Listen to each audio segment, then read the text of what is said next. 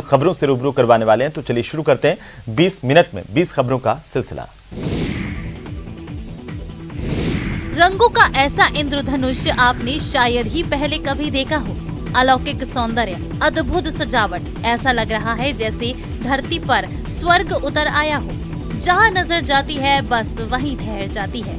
सजावट के आकर्षण से इनके सम्मोहन से बचना मुश्किल ही नहीं नामुमकिन है। देश में अलग अलग राज्यों में आस्था के भी अलग रंग दिखाई देते हैं। यही बात इस देश की अखंडता को बनाए हुए है। बहरहाल अद्भुत सजावट की तस्वीरें तमिलनाडु की हैं। यहाँ के पलानी स्थित दंड्युथापानी स्वामी मंदिर में कुंभाभिषेकम के अवसर पर यज्ञ पूजा की गई। इसके लिए पलानी के दंड्युथापानी स्वामी मंदिर को दुल्हन की तरह सजाया गया। 27 जनवरी को मंदिर में अभिषेक समारोह है, जिसके लिए दुनिया के कोने कोने से भक्त इस मंदिर में पहुंच रहे हैं। Kumbhabhishekam is happening after 16 years.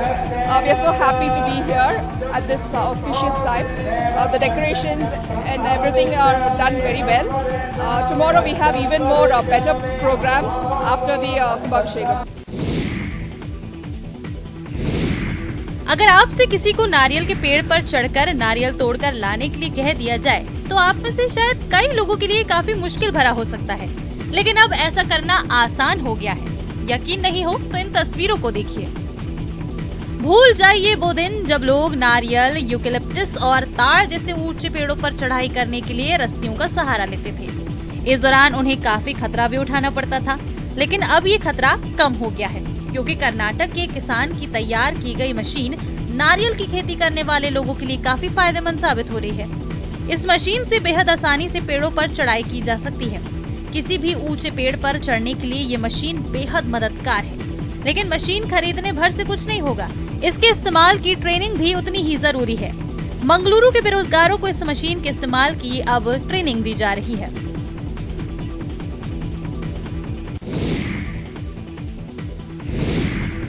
Jaisalmer की कला और संस्कृति से लोगों को रूबरू कराने की पूरी तैयारी हो चुकी है। फेस्टिवल में ज्यादा से ज्यादा सैलानियों को इनवाइट करने के लिए शासन प्रशासन भरपूर प्रयास कर रहा है। जी हां, जैसलमेर का इंटरनेशनल डेजर्ट फेस्टिवल 3 फरवरी से शुरू होगा।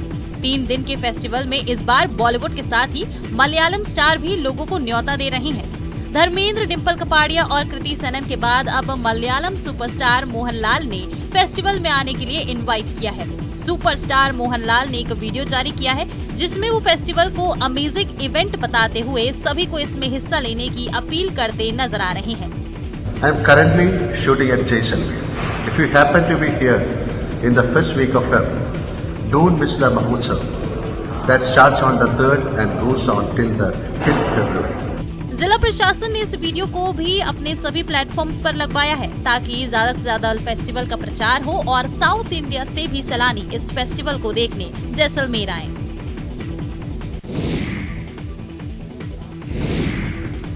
प्रधानमंत्री नरेंद्र मोदी ने शुक्रवार को दिल्ली के ताल कटोरा स्टेडियम में स्टूडेंट से परीक्षा पे चर्चा की। 2 घंटे तक चले इस कार्यक्रम में मोदी ने परीक्षा और जीवन में तनाव पर बच्चों के सवालों के जवाब दिए।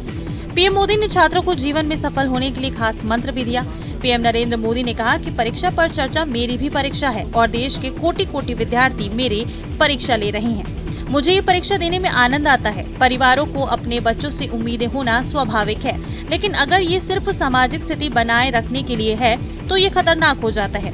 पीएम मोदी ने कहा कि सिर्फ परीक्षा के लिए नहीं, वैसे भी जीवन में हमें समय के प्रबंधन के प्रति जागरूक रहना चाहिए। काम का ढेर इसलिए हो जाता है क्योंकि समय पर उसे नहीं किया जाता। काम करने की कभी थकान नहीं होती। काम करने से संतोष होता है, काम ना करने से थकान होती है। झारखंड के दुमका में वन विभाग वन कर्मियों और एसएसबी जवानों को विषैले सांप पकड़ने की ट्रेनिंग दे रहा है। दरअसल जंगल और पहाड़ से घिरे दुमका में कई प्रजाति के सांप पाए जाते हैं, जिसे देखकर लोग भयभीत हो जाते हैं। ऐसे हालात से निपटने के लिए वन विभाग की ओर से 3 दिवसीय कैंप का आयोजन किया गया, जहां ट्रेनर ने विषैले सांपों को पकड़ने की ट्रेनिंग दी। इस दौरान कोबरा और रसेल वाइपर जैसे सांपों को पकड़ने के गुर बताए गए। वहीं सांप के काटने पर प्राथमिक उपचार के साथ सांपों का रेस्क्यू करने के बारे में भी जानकारी दी गई। आप तस्वीरों में देख सकते हैं कि वन कर्मी और एसएसबी के जवान किस तरीके से रेस्क्यू करने की तरकीब सीख रहे हैं। दुमका जिला वन, जंगल और पहाड़ से घिरा हुआ है, इसलिए कई प्रजाति के सांप यहाँ पाए जाते हैं। अजगर, कोबरा जैसे विषैले सांप ग्रामीण इलाकों में निकलने की सूचना मिलती रहती है। ऐसी स्थिति में वन विभाग को सूचना दी जाती है, लेकिन वो विभाग में नौकरी करने वाले सांप पकड़ने के लिए एक्सपर्ट नहीं होते।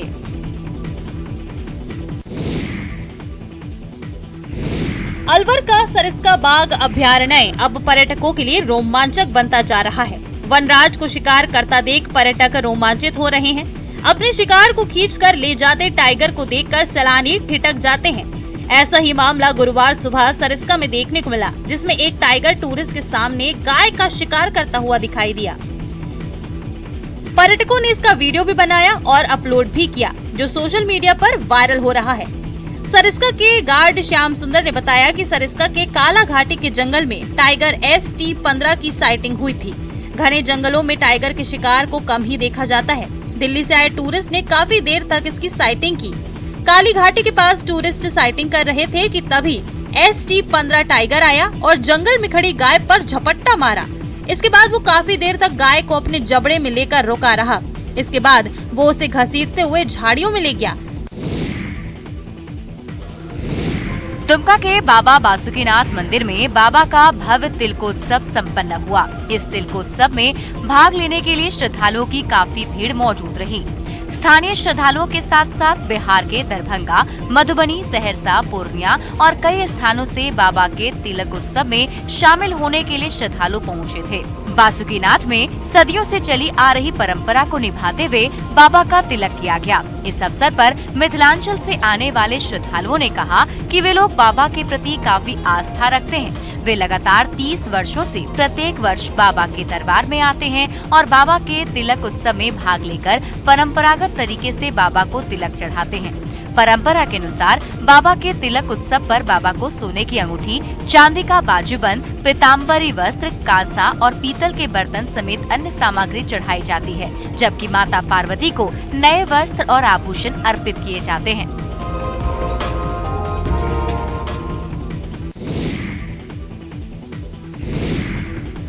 अलग अलग परिवारों की दुल्हनें, अलग अलग परिवेश के दूल्हे, लेकिन 7 फेरे एक ही जगह और एक साथ हुए। हजारों लोग इस पल के साक्षी बने।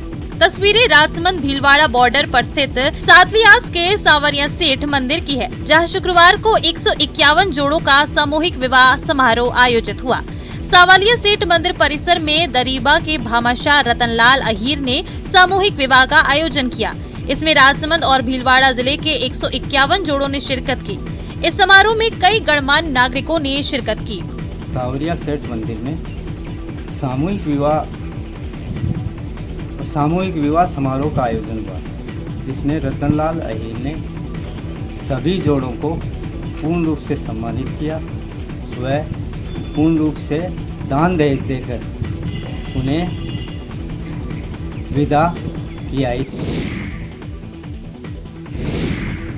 झुंझुनू के चिड़ावा क्षेत्र में इन दिनों शादियों में दूल्हा दुल्हन और शादी में आने वाले मेहमानों और बारातियों को अनूठी शपथ दिलाई जा रही है।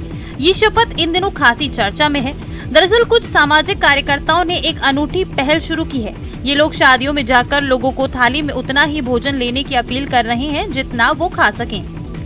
राहत की बात यह है कि इस मुहिम के सकारात्मक परिणाम भी सामने आ रहे हैं। सचमुच शादी ब्याह में कुछ लोग थाली भर लेते हैं लेकिन खा नहीं पाते, जिससे न केवल बदबू हो जाती है बल्कि गंदगी से बीमारियां भी फैलती हैं। शादी में भोजन छोड़कर हम अन्नदाता और धरती माँ का अपमान करते हैं। इससे बेहतर क्या ये नहीं कि शादियों में बचे भोजन को किसी जरूरतमंद की थाली तक पहुँचाया जाए। योग के ये आसन देखिए, है ना कमाल के। इसे यूं ही नहीं पाया जाता, इसके लिए कठिन साधना करनी पड़ती है, पर इतनी नहीं कि आप घबरा जाएं। यकीन नहीं तो MP के सतना जिले की 13 वर्षीय छात्रा से पूछ लीजिए, जिसने योग में अपनी खास पहचान बनाई है। अब इस मासूम को लोग रबर की गुड़िया के नाम से जानते हैं। इस छात्रा ने CM के सामने मंच पर अपनी योग कला का ऐसा प्रदर्शन किया कि वो भी दंग रह गए। महज 13 साल की उम्र में कृपा मिश्रा ने देश प्रदेश में 12 गोल्ड और 2 सिल्वर मेडल हासिल कर सतना का नाम रोशन किया है। बड़ी बात यह है कि छात्रा के गुरु कोई और नहीं बल्कि उनके दादाजी हैं। मैं योगा की डेली प्रैक्टिस करती हूँ, सुबह 2 घंटे, शाम को 2 घंटे करती हूँ। और जब मेरे दादाजी यहाँ पर योगा की क्लास लेते थे वहाँ पर धीरे धीरे मुझे प्रैक्टिस कराते कराते सुबह शाम डेली यहाँ पर मैं। प्राकृतिक क्षमताएं सबके पास अलग अलग होती हैं। बच्चे बहुत हैं, अलग अलग तरीके से सभी अपना अपना जो है कार्य करने की कोशिश करते हैं। उनसे मैंने पूछा कि भाई इसका सिस्टम क्या है और सिलेबस वगैरह, तो उन्होंने दिया। नागौर जाके उसमें पार्टिसिपेट किया, इसने अपना मेडल उठाया।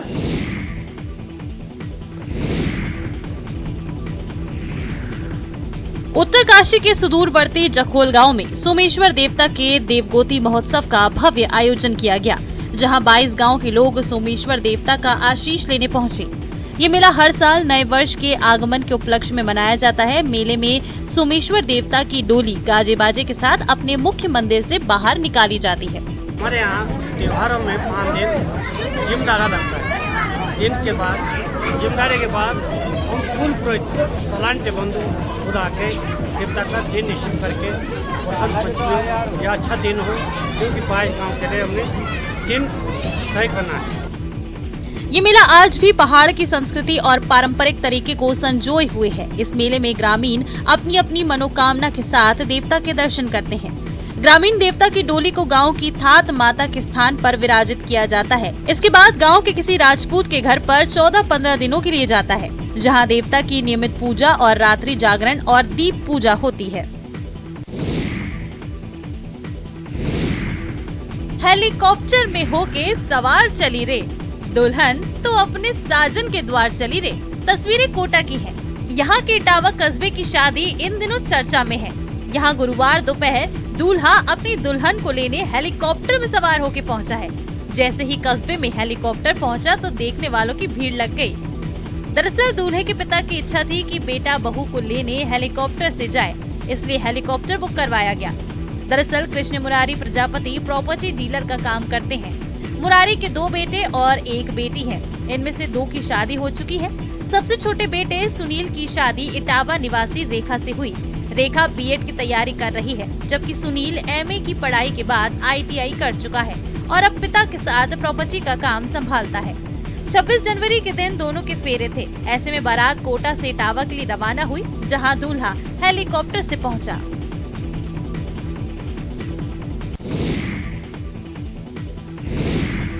बर्फ पर फिसलने के रोमांच को शब्दों के जरिए बयान नहीं किया जा सकता है। बर्फ पर फिसल कर ही आप इस रोमांच को महसूस कर सकते हैं। वैसे सर्दियों का मौसम शुरू होते ही जम्मू कश्मीर, हिमाचल प्रदेश और उत्तराखंड बर्फ की सफेद चादर से ढक जाता है। यहाँ के पहाड़ी राज्यों में सैलानी न केवल बर्फ से ढके पहाड़ी नजारों को देखने आते हैं, बल्कि रोमांच के शौकीन कई पर्यटक यहाँ आइस स्केटिंग जैसे साहसिक खेल का मजा लेने के लिए भी आते हैं। आइस स्केटिंग जूते के नीचे से तय ब्लेड की सहायता से बर्फ की सतह पर संतुलन बनाने के साथ फिसलने का एक मनोरंजक खेल है। भले ही आइस स्केटिंग की शुरुआत स्कैंडिनेविया में 1000 ईसा पूर्व के रूप में हुई हो, लेकिन अब भारत में भी ये खेल खासा लोकप्रिय होने लगा है। तस्वीरें जम्मू कश्मीर के गुलमर्ग की हैं। यहाँ आइस स्केटिंग में डंका बजाने की ख्वाहिश रखने वालों को ट्रेन किया जा रहा है। यहाँ पर काफ़ी सारे पार्टिसिपेंट्स आए, 30 पार्टिसिपेंट्स आए और हमारे साथ यहाँ पर कोच मिस्टर अशरफ डीजो है, जो हमें यहाँ पर आइस स्केटिंग सिखाते हैं। काफ़ी अच्छा एक्सपीरियंस रहा और हम अपने अपने स्किल्स दिखा रहे हैं। हम चाहते हैं इसमें अच्छा करना और आगे बढ़ना। हम इंटरनेशनल, नेशनल लेवल तक हम जाना चाहते हैं। बच्चों के लिए उनके माता पिता से ज्यादा विश्वसनीय कोई दूसरा अभिभावक नहीं होता, तभी तो आंखें बंद करके बच्चे अपने माता पिता की गोद में सुरक्षित रहते हैं। वैसे आपने माँ को बच्चों की सुरक्षा के लिए छोटी से छोटी बात पर ध्यान देते हुए देखा होगा, लेकिन पिता के हाथों में ये जिम्मेदारी आती है तो नजारा देखने लायक हो जाता है। इससे जुड़ा हुआ एक वीडियो इस वक्त सोशल मीडिया पर वायरल है। वायरल हो रहे वीडियो में दिखाया गया है कि जब बच्चों की जिम्मेदारी पिता पर होती है तो वो उन्हें किस तरह से संभालते हैं। वीडियो में एक जगह 3-4 पिता एक साथ मिलकर बच्चों को आपस में टॉस करा रहे हैं। वहीं एक दूसरे फुटेज में वो बर्फ में सीधे बच्चों को नीचे छोड़ देते हैं और फिर उठाते हैं। एक जगह तो वो सो रहे बच्चों को जैकेट के सहारे घसीटते हुए ले जा रहे हैं। ये कम था कि एक बच्चा तो अपने पिता के मुंह को जंपिंग की जगह बना लेता है। वैसे इसमें रिस्क कितना भी हो, लेकिन फुटेज काफी मजेदार है। इन तस्वीरों को देखकर एक बात तो साबित हो गई है कि बच्चों को माँ से अच्छा कोई नहीं संभाल सकता।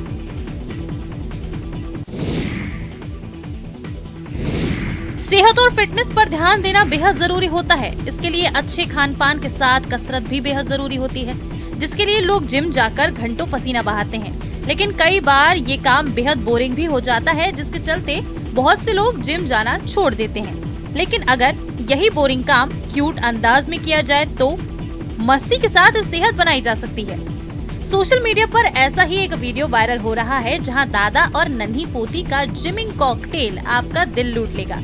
दरअसल सोशल मीडिया पर एक वीडियो तेजी से वायरल है, जिसमें एक बुजुर्ग पीठ पर एक बच्चे को बैठाकर पुशअप्स कर रहे हैं। वीडियो एक जिम का है और शख्स की पीठ पर बैठी बच्ची उसकी पोती है। दादा पोती की इस जिमिंग जोड़ी को सोशल मीडिया पर खूब प्यार भी मिल रहा है। दादा पोती की ये जोड़ी पुशअप्स कर लोगों के दिन भर की थकान को दूर करने का काम कर रही है। ये वीडियो लोगों को बेहद पसंद आ रहा है। सर्जिकल स्ट्राइक यानी दुश्मन के घर में घुसकर उसे मारना। लेकिन इन तस्वीरों को देखकर चौंकिए मत। ये भारत और मिस्र की सेना के साझा अभ्यास की तस्वीरें हैं। जैसलमेर में 14 से 27 जनवरी तक भारत और मिस्र की सेनाओं के विशेष बल का संयुक्त युद्धाभ्यास चल रहा है। सैन्य अभ्यास में एंटी आतंकवाद, ट्रेस करना, अटैक करना और दूसरे विशेष अभियानों को भी शामिल किया गया है। इस दौरान एक खास तरीके की सर्जिकल स्ट्राइक भी एक्सरसाइज की गई है। लड़ाकू हेलीकॉप्टर के साथ सैनिकों ने कई ऑपरेशंस को अंजाम दिया। इस दौरान दोनों सेनाओं ने युद्ध की परिस्थितियों का ड्रिल किया। लड़ाकू हेलीकॉप्टर के साथ हेलबॉर्न ऑपरेशन भी किया गया। इस ऑपरेशन से जमीन पर उतरे जवानों ने आतंकियों को चंद सेकंड्स में ही ढेर कर दिया। इस 14 दिन के युद्धाभ्यास का नाम साइक्लोन 1 रखा गया। इस जॉइंट एक्सरसाइज का टारगेट दोनों देशों के बीच रक्षा सहयोग को बढ़ावा देना है। दोनों देश की सेनाओं के 150 के करीब जवान आपसी तालमेल, संचालन और प्रोफेशनल स्किल को एक दूसरे से साझा कर रहे हैं। सर्जिकल स्ट्राइक के साथ साथ आतंकियों से निपटने के गुर सीख रहे हैं। ये पहला मौका है जब दोनों देशों की सेना कोई सैन्य एक्सरसाइज साथ कर रही है। क्या पूजा में चंदा नहीं देने पर लोगों की जान ली जा सकती है? हैरान रह गए ना? लाजमी भी है, लेकिन बिहार के नालंदा में ऐसा ही हुआ। चंदा नहीं देने पर कुछ लोगों ने 2 लोगों की पीट कर हत्या कर दी। इस वारदात के बाद इलाके में हड़कंप मच गया। सूचना मिलने के बाद पुलिस मौके पर पहुंची और मामले की जांच शुरू की। पुलिस के मुताबिक इस मामले में एक आरोपी को गिरफ्तार कर लिया गया है। घटना के संबंध में जानकारी देते हुए एएसआई चुनचुन दास ने बताया कि कुछ लोगों ने सरस्वती पूजा के लिए इन दोनों व्यक्तियों से चंदा मांगा। चंदे के लिए 1000 रुपए मांगे गए थे।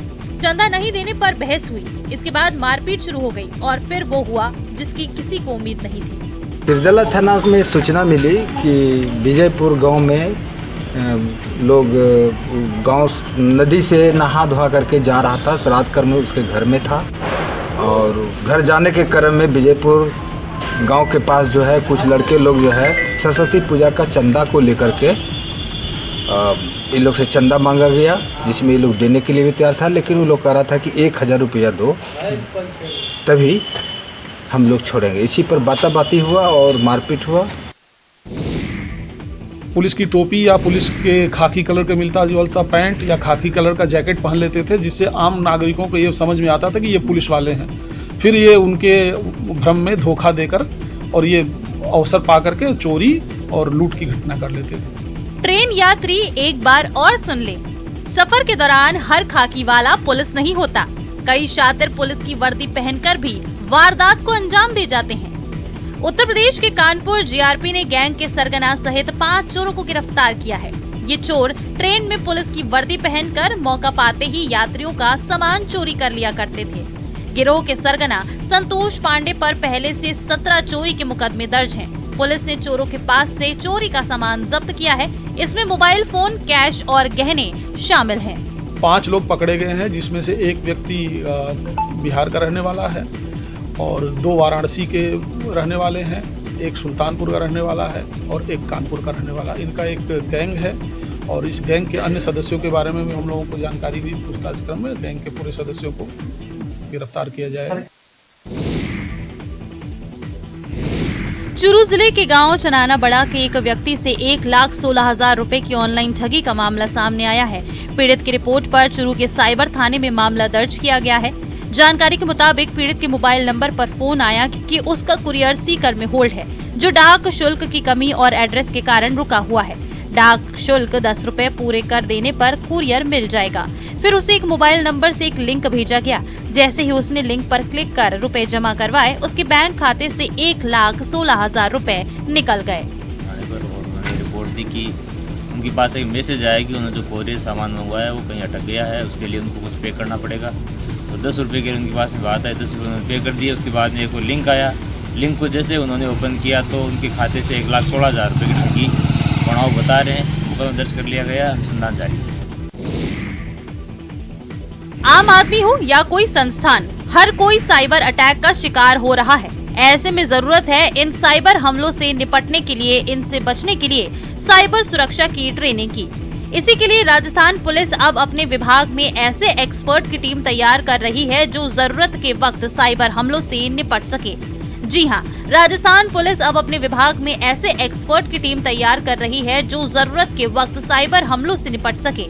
इसके लिए राजस्थान पुलिस मुख्यालय ने हाल ही में सरदार पटेल यूनिवर्सिटी के साथ एक MOU किया है, जिसके जरिए राजस्थान पुलिस के अफसर और जवानों को साइबर सुरक्षा की ट्रेनिंग दी जाएगी।